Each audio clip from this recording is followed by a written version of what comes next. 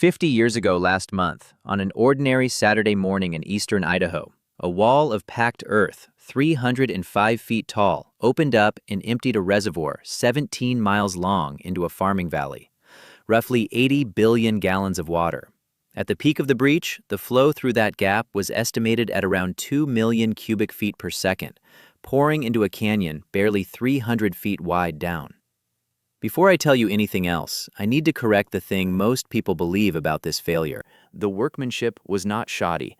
The crews who built the Teton Dam did what the drawings told them to do, and by the standards of 1975, they largely did it well. When the independent panel took this failure apart afterward, they examined the grout curtain, the one element everyone assumes was botched, and wrote that great effort had been devoted to constructing a curtain of high quality, and that the result was not inferior to many that had been considered acceptable on other projects. Read that again? Because it reframes the entire story. The men on site built a respectable structure. The dam still failed on its first fill in under a year, having never delivered a single acre-foot of irrigation water or spun a single turbine. The only thing this dam ever did was fail. So if the construction was sound, the failure lives somewhere else. It lives in decisions made years before the first truck reached that canyon about where to put a dam and how many lines of defense a structure holding back 80 billion gallons actually needs. I'm Simon, and today I want to walk you through the evidence, most of it collected by the federal government's own investigators, that says the Teton Dam was not a construction accident at all. It was a site that should never have been dammed, approved over documented objections, and then handed a design with no backup plan. By the end of this, you'll understand why the agency that built it has not rebuilt it in 50 years, and why the profession I work in changed its rules because of this canyon. Let me start with why anyone wanted a dam here in the first place, because the motive was legitimate, and I don't want to pretend otherwise. The Snake River Plain of eastern Idaho is high desert. The soil is productive, the sun is generous, and the rainfall is not. Everything that grows out there grows because somebody stored the spring snowmelt long enough to carry the crops through a dry August. Without stored water, the potato and grain country that feeds a good share of this country simply does not exist in the form we know it. The Teton River comes down off the western slope of the Teton Range and runs across that plain until it meets the Henry's Fork of the Snake. It floods. In February of 1962, it flooded badly enough that people remembered it for decades. A dam on that river would catch the runoff, flatten the flood peaks, irrigate an authorized figure of more than 111,000 acres, and generate a modest amount of power. Studies for a dam on the Teton go back to 1932. The Bureau of Reclamation formally recommended construction in 1962, and Congress authorized the Teton Basin Project in 1964. On paper, this is unremarkable. It is exactly what reclamation had been doing across the American West for 3/4 of a century and doing successfully. By the 1960s, the agency had never lost a dam. But there is a detail buried in that timeline that matters enormously. By the mid-1960s, the great era of American dam building was running out of great places to build dams. The obvious sites, the ones with sound bedrock and narrow throats and cooperative geology, were already taken. What remained were sites that engineers of that generation would have politely described as marginal. Teton Canyon was marginal. To understand why, you have to look at the rock. The Teton River had cut a steep-walled canyon roughly 400 feet deep into the local bedrock, and that bedrock is a welded ash flow tuff, rhyolitic in composition. In plain terms, that is volcanic ash that fell hot, settled thick, and fused itself into stone as it cooled. It is genuinely hard rock. Strike it with a hammer and it rings. The problem is what happens to that material as it cools. Volcanic rock of this type contracts as it loses heat, and contraction opens joints. Joints are cracks, essentially, running through the rock mass in networks. At Teton, those joints were extensive, they were open, and in places the excavation crews found voids wide enough to walk into. The canyon walls were structurally strong and hydraulically full of holes at the same time. Beneath the riverbed itself, loose river-deposited sand and gravel ran as deep as 100 feet in the channel section. Around 100 borings were taken at that site. The agency knew the rock was jointed. The question was never whether water would find pathways through that abutment rock. The question was whether those pathways could be sealed. Reclamation's answer was a foundation treatment built on four elements: key trenches, steep-sided cuts around 70 feet deep, driven into the abutment rock above elevation 5,100 and backfilled with compacted earth to lock the dam into the canyon walls. A cut-off trench excavated to rock below that elevation, excavation of the rock beneath the abutments, and running beneath all of it, a continuous grout curtain along the entire foundation. Grouting deserves a plain explanation, because everything hinges on it. Grouting means drilling a line of holes into the foundation rock and pumping a cement slurry into them under pressure, so the slurry travels out into the connected cracks and hardens, sealing the pathways water would otherwise use. It is a completely standard technique, and in many geological settings, it works beautifully. At Teton, they drilled 3 rows of holes. The intent was to grout the downstream row first, then the upstream row, forming an outer seal, and then close the gap by grouting the center row in between.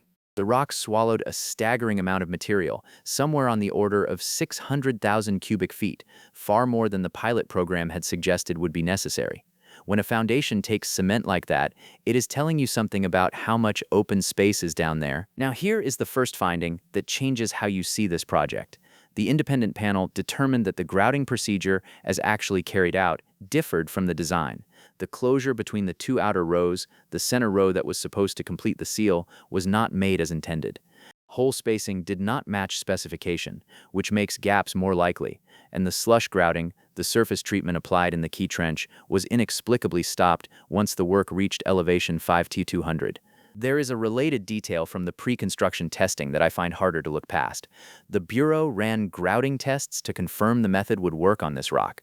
Those tests were performed on the south abutment. They were not performed on the north abutment, where the enormous fissures were later found. The north abutment is the side that failed. But I want to be careful here, because it would be easy to stop at the grouting was imperfect and call that the cause. The panel explicitly did not stop there.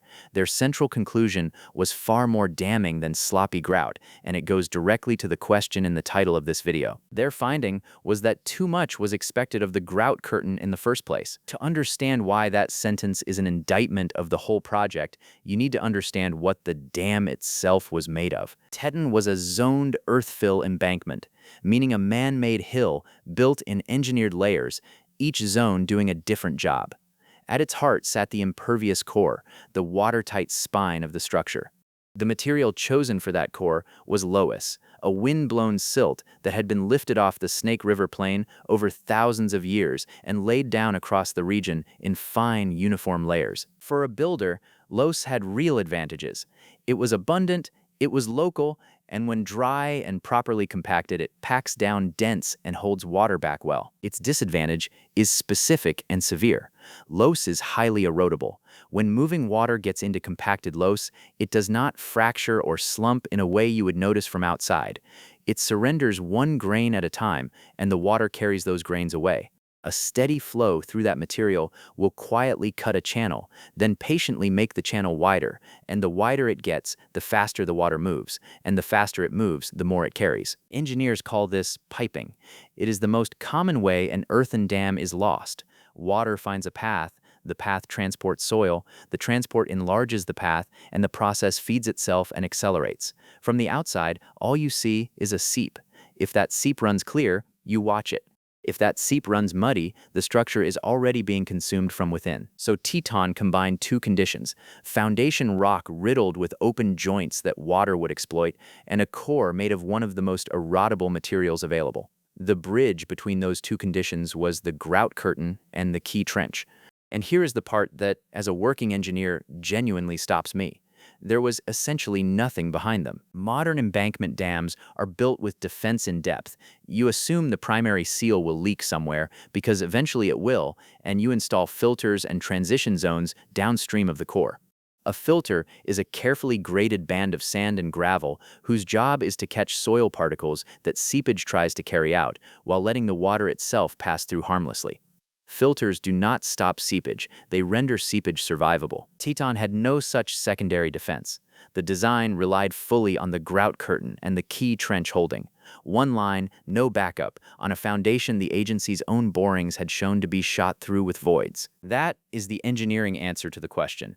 Not that the builders failed. that the concept had no margin for the one thing that was most likely to happen. The record shows that people said so at the time. In September of 1971, a coalition including Trout Unlimited, the Sierra Club, the Idaho Environmental Council, and the Natural Resources Defense Council filed suit in Idaho District Court to stop the project. The case is Trout Unlimited v. Morton. The environmental arguments got most of the attention, and the environmental impact statement they were challenging ran barely 14 pages for a structure of this size. But the suit also questioned the geologic soundness of the site itself. In testimony connected to that litigation, the geologist Shirley Peitlak warned that the dam might leak because of the extremely porous rock in the vicinity. Every motion for an injunction was denied, and the suit was eventually dismissed. Concerns about the seismic setting prompted the Department of the Interior to begin its own review, and that review delayed the bidding process. Pressure from Idaho's congressional delegation brought the review to a stop. Bids were taken at Idaho Falls in late October of 1971, and the contract was awarded that December at just under $40 million to a joint venture of Morrison Knudsen and Peter Kiewit Sons. Ground was broken in February of 1972. Then there is the memorandum. A geologist with the United States Geological Survey named David Schleicher put his concerns about the Teton site into writing. He noted that 5 earthquakes had occurred within 30 miles of the site in the preceding 5 years, and expressed concern that he could find no evidence in the project documents that the Bureau had acknowledged those risks. His memo closed with a line that has followed this project for half a century, that flooding in response to a failure of the dam, most likely at the time of highest water, would make the flood of February 1962 look like small potatoes. According to accounts of the memo's handling, it was characterized internally as alarmist, and someone within the Bureau edited it to soften that tone before it was passed to the chief engineer on site. It was treated as an internal professional disagreement rather than a warning about a structure above a populated valley, and it did not become widely known until after the dam was gone. I want to be precise about what that record does and does not prove.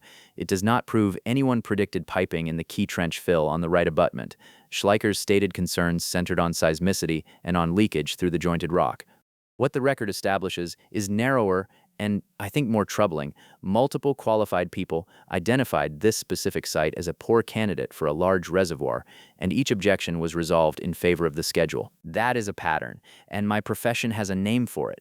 We call it the normalization of deviance. A warning appears. Nothing bad happens immediately. The warning gets quietly reclassified as background noise, and the next one is dismissed a little more easily against that lower baseline. The hazard does not diminish, only the ability to see it as a hazard diminishes. By the autumn of 1975, the embankment was essentially complete, 305 feet high and 3,100 feet across the crest.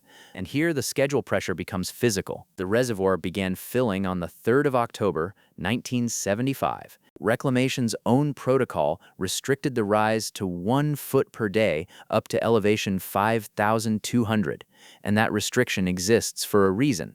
A first filling is the only real test a dam ever gets, and a slow rise gives engineers time to watch the structure respond and to intervene if it responds badly. In March of 1976, the criterion was relaxed to a maximum of 2 feet per day above elevation 5,200.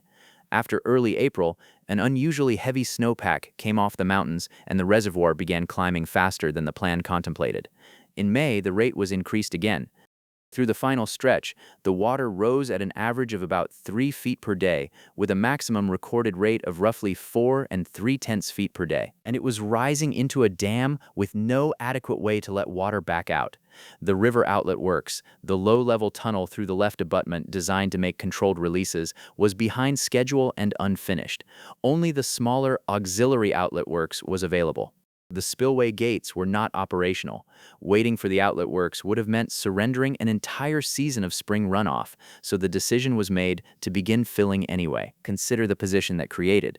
A first fill test on a marginal foundation with a single line of seepage defense, an erodible core, no filters, a rise rate several times the original limit, and no low-level outlet capable of dumping the reservoir if something went wrong. On the 3rd of June, 1976, 2 small seeps were noted downstream of the dam. They were modest, and the water was clear. Clear seepage during a first filling is common and was logged and watched. Another appeared the following day, closer to the toe of the dam, still clear. On the morning of the 5th of June, water emerging from the right abutment ran turbid. That is the reading that ends the ambiguity. Turbid water is not a warning of a future problem. Turbid water means the flow is already carrying the dam away, grain by grain, from somewhere inside the structure. Within a few hours, the measured flows had grown from a trickle to something the engineers had to describe in cubic feet per second rather than gallons per minute. Then a wet spot formed on the downstream face itself, and material began sloughing away. The erosion had reached the body of the dam. Crews put bulldozers on the downstream face and pushed fill into the growing void. 2 machines were lost into the hole. The call went out to the county sheriffs, and the evacuation of the valley began while the dam was still standing. That decision, made in the middle of a failure nobody could stop, is the reason this story is measured in 11 lives rather than a number I do not want to imagine. Late that morning, a whirlpool opened on the reservoir surface upstream of the crest, which meant the erosion channel had connected end-to-end, reservoir to canyon. Shortly before noon, the crest gave way and the embankment breached. The failure occurred with the reservoir at elevation 5,301.7 feet. That figure deserves a moment. It sits about 22.5 feet below the maximum design water level and roughly 3 feet below the spillway sill. This dam did not fail under an extreme flood or an overtopping event. It failed while still short of the level it was built to hold, on the first occasion it was ever asked to hold water at all. The reservoir emptied across the plain. The floods swept through Wilford, then Sugar City, then Rexburg, spreading and slowing as it went, inundating farmland that had been in families for generations. Estimates of the affected area run to roughly 300 square miles, and damage figures vary widely by source, with commonly cited estimates ranging from around $400 million to over $1 billion. 11 people died. Something close to 100,000 people lived in the path of that water, and the overwhelming majority got out because the warning went out before the dam broke and because neighbors drove streets and knocked on doors. I want to give that its full weight without softening the other half. The water ran muddy in the early morning, and the evacuation order came several hours later. Both are true, and the people in that valley have said so plainly for 50 years. The investigation did not take long to reach its conclusions, and it did not equivocate. The Department of the Interior convened an independent panel in June of 1976. Its membership about as authoritative as the geotechnical profession could assemble, including Ralph Peck, Arthur Casagrande, and H. Bolton Seed. A separate interior review group found that the dam had been built according to its specifications and failed because of insufficient protection of the impervious core from internal erosion, which they characterized as a design flaw. The panel's technical finding was that the rock immediately beneath the grout cap in a specific reach of the foundation was not adequately sealed, and that additional unsealed openings may have existed at depth in the same area.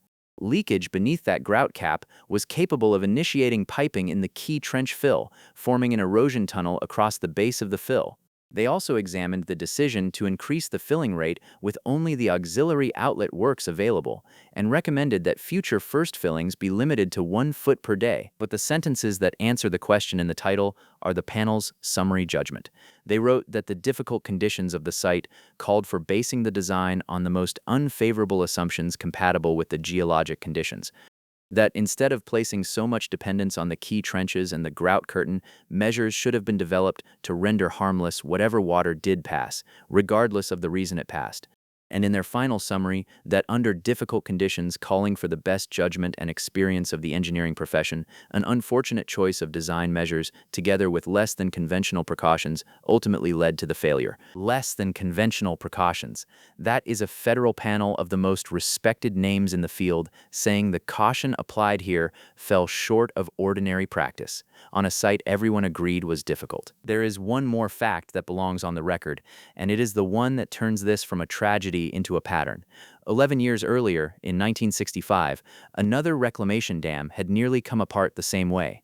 Fontanelle Dam in Wyoming leaked through fractured abutment rock during its first filling, and engineers saved it only by dumping the reservoir as fast as the outlet works would allow.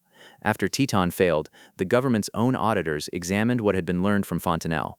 Their finding was that those lessons had never been carried into the Bureau's design and construction practices. The same agency had watched this exact mechanism begin, survived it, and changed nothing that mattered. The consequences reshaped the institution. Reclamation had built dams across the West for roughly 75 years and had never lost one. After 1976, the balance of the agency's work shifted from building new dams toward evaluating and repairing the ones already standing. Congress passed the Reclamation Safety of Dams Act in November of 1978, authorizing substantial funding specifically for safety modifications to existing federal dams. Internal directives began requiring instrumentation, piezometers, and measuring weirs so that seepage could be monitored continuously rather than discovered by someone noticing discolored water on a Saturday morning. The dam has never been rebuilt. 50 years on, the canyon is still there, and the reservoir is not. So, was it confirmed? The honest answer is more specific than the headline version. No investigation concluded that a dam at this location was categorically impossible. What the record confirms is this: the site was known to be difficult before construction started, and qualified geologists inside and outside the government said so in writing and in court. Those objections were set aside under schedule and political pressure. The design approved for that difficult site placed nearly total dependence on a single seepage barrier and included no secondary defense for the most likely failure mode. Testing was not performed on the abutment that failed. The reservoir was then filled at several times the original limit, with no low-level outlet available to reverse course, and a federal panel of the profession's most senior figures concluded that the precautions taken were less than conventional. Any one of those alone is a mistake a project can survive. Stacked together on ground like this, they are not a mistake. They are a decision made over years by many capable people, each of whom had a reasonable sounding argument for why the concern in front of them could wait. The rock in that canyon never said anything different from the day the first borings came out of it. It was full of holes, and it stayed full of holes, and it did exactly what jointed rock does when you put 80 billion gallons of water on top of it. The next time you hear that something has always leaked a little and has always been fine, remember what the ground at Teton had been saying the entire time, and go and look. I'm Simon, and this has been the Hydraulic Record. Thank you for watching, and I'll see you next time.